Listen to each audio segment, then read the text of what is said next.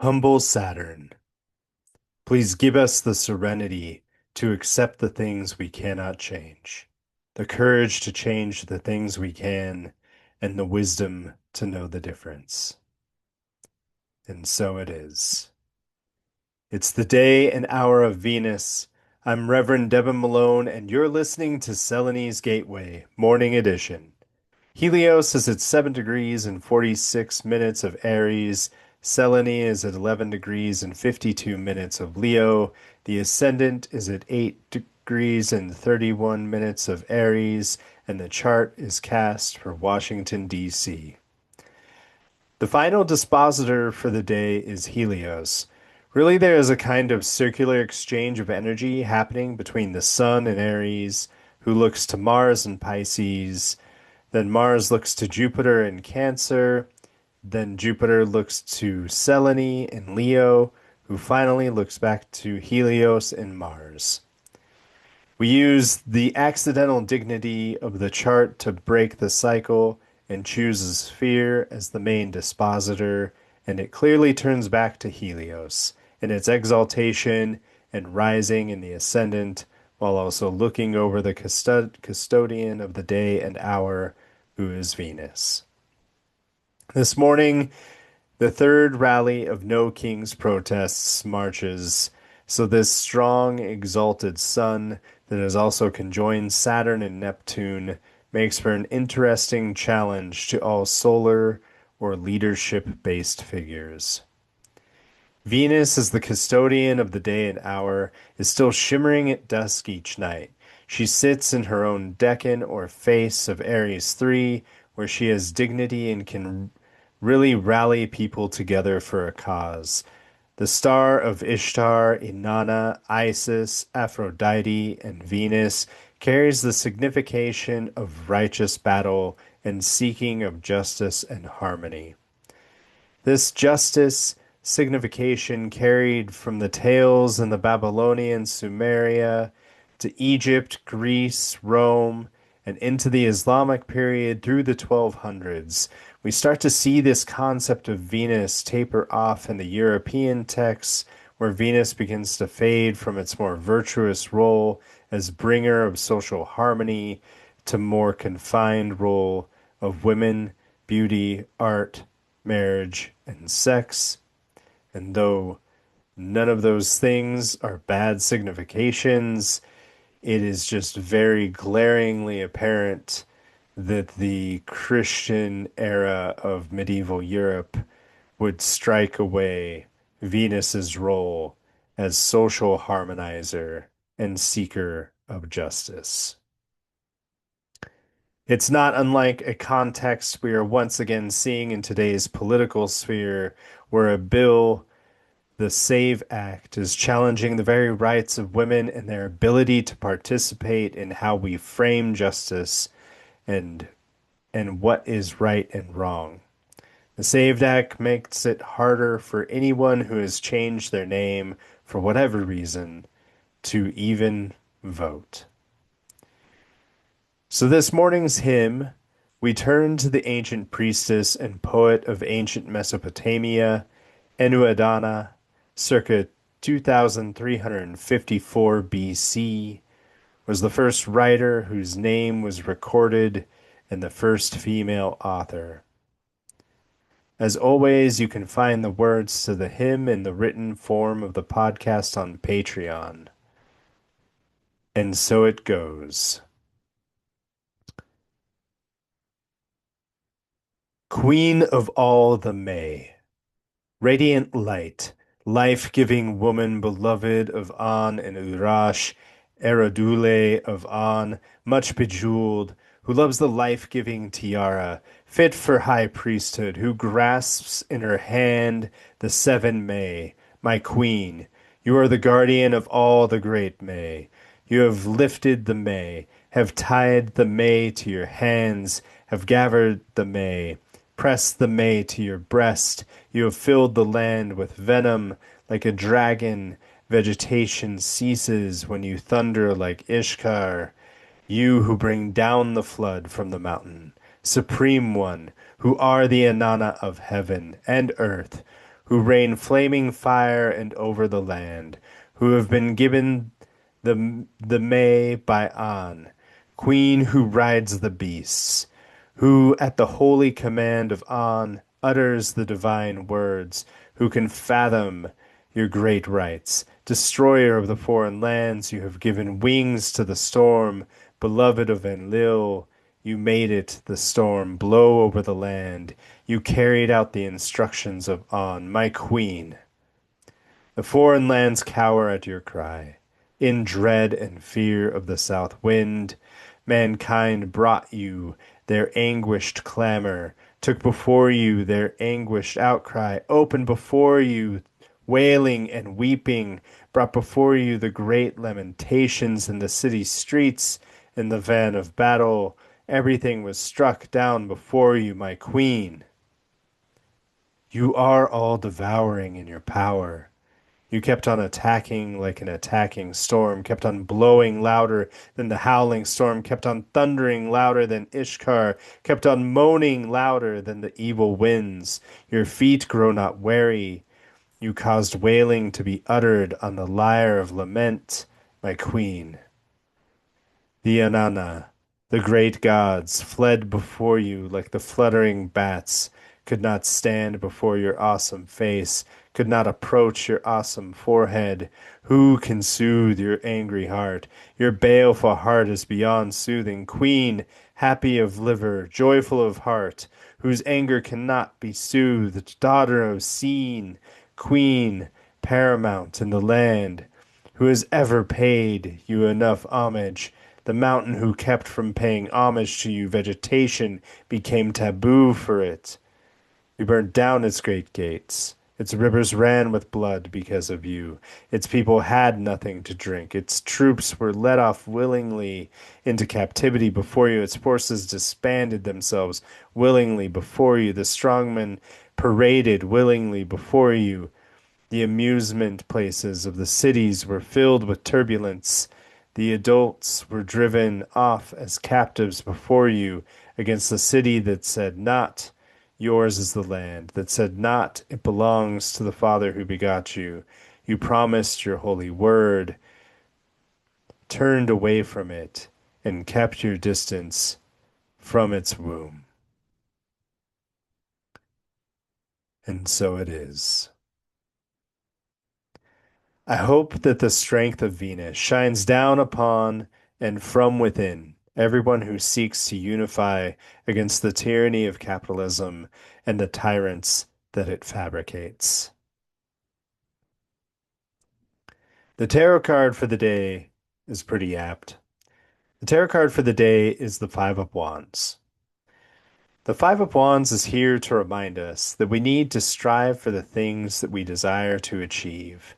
Also, that competition can be fun and healthy when done in the right spirit. Of all the more contentious cards, it's important to remember that the tool being used in this competition is the wands. The wands represent fire, the element of will and creative energy. It sparks, illuminates, and inspires.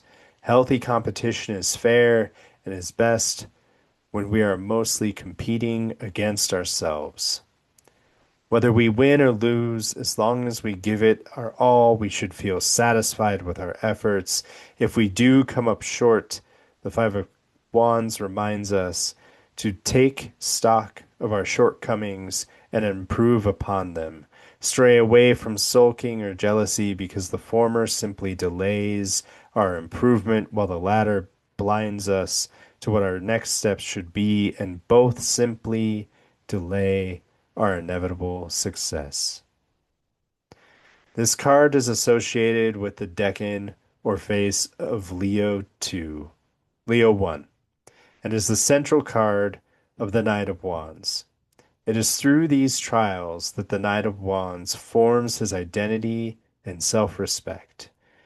You can see today's card in the written version of the podcast, which comes from the Light Seers Tarot, and we will now read from the creator's booklet to allow their perspective to come through.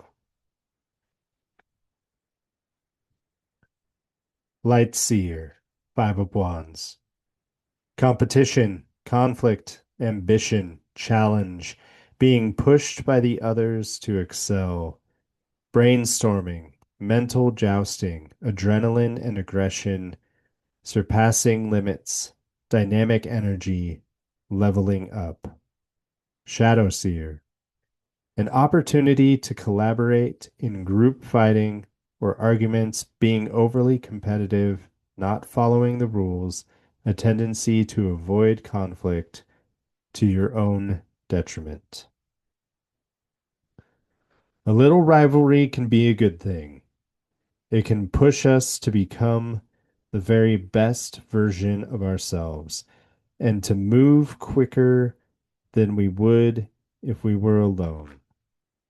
Allow opposition and challenge to help you to evolve your methods and to push beyond self-imposed limitations. If competition becomes unhealthy and you are experiencing the shadow side of conflict or ambition, it's time to take a step back and retreat from energies that are hindering your progress. Sometimes the need to be right or personal feelings around being questioned or challenged can interfere with the ability to see your path clearly.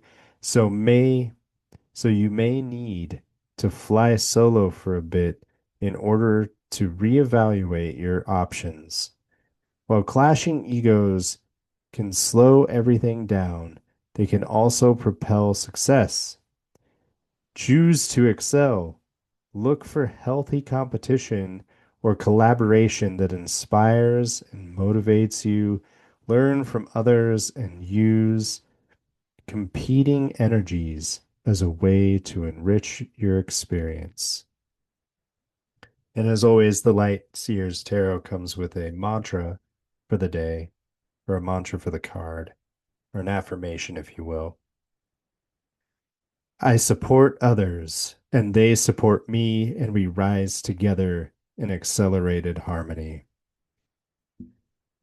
And I'm going to repeat that a couple of more times because I feel the synchronicity of the day and the moment.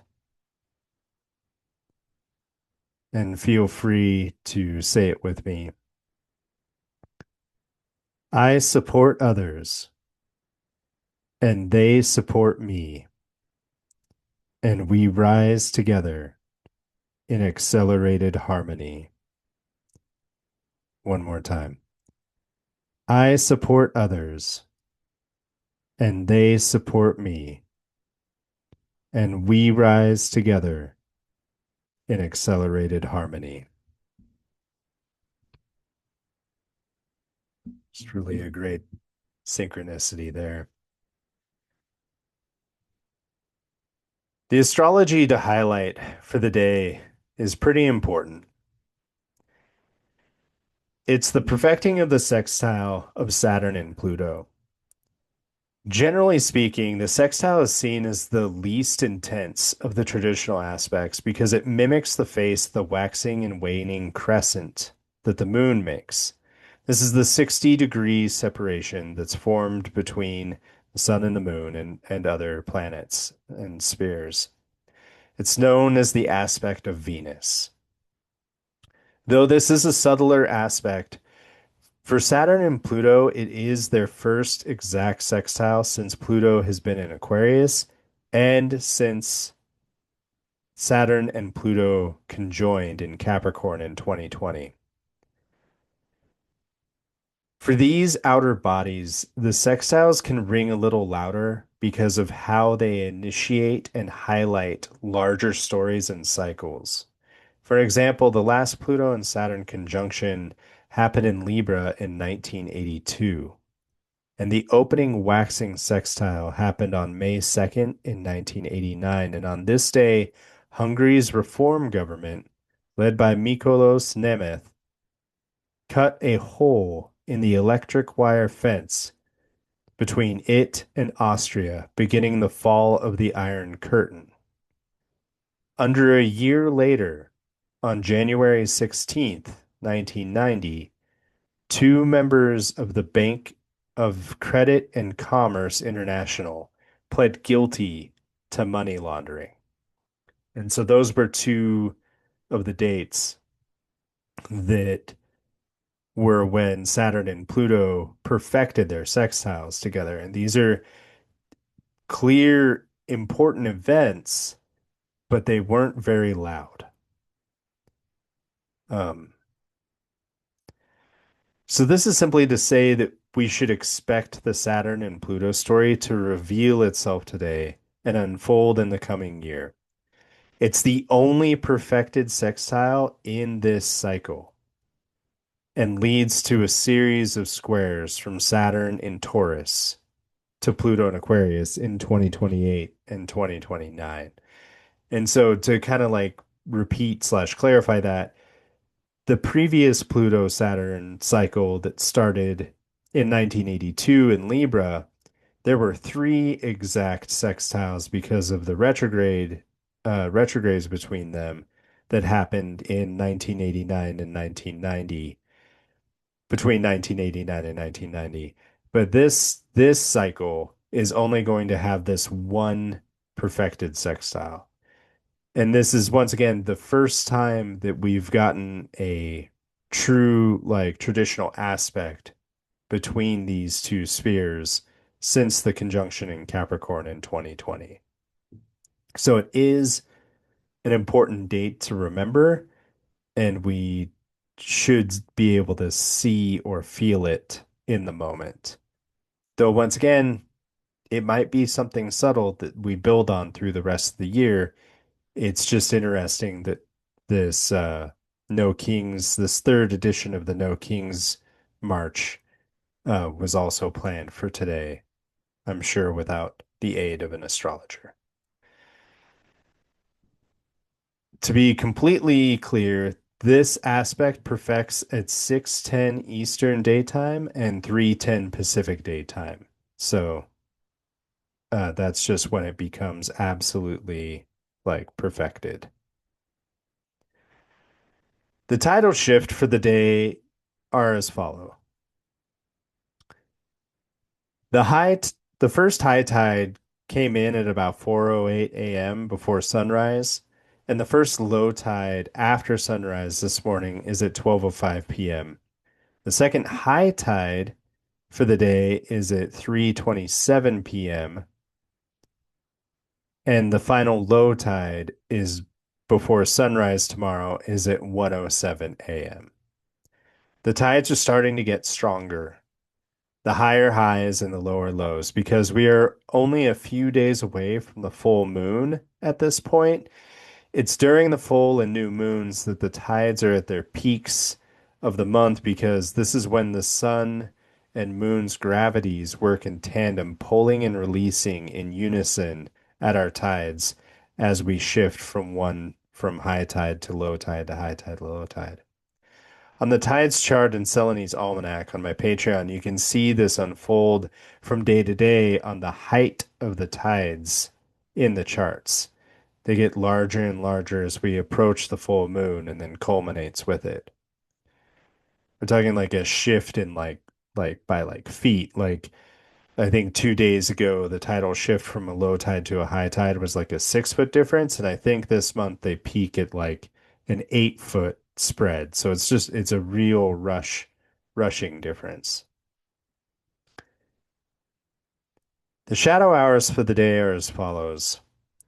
For the daytime, it is at 11:44 a.m. till 1:15 p.m. And these will be stronger felt today by those with Rahu and Taurus or Libra or Rahu conjunct Venus. And for the evening hour, it's actually really late in the morning. It's 5:40 a.m. till sunrise at 6:56 a.m. And those will be stronger for people with Rahu in Leo or conjunct the sun. As always, you can find out more about these hours in Selene's Almanac Spring Quarter on my Patreon, which is free, donations accepted. And as always, thank you for listening. And for those hitting the streets, be loud, unruly. We take care of us. And I will now complete the circle by ending just as we had began, with the Serenity Prayer Much gratitude to Alcoholics Anonymous for their services and countless people that they've helped and served over the years. And inspired by them, we say, Humble Saturn, grant us the serenity to accept the things we cannot change, the courage to change the things we can, and the wisdom to know the difference. May the fire inside guide you.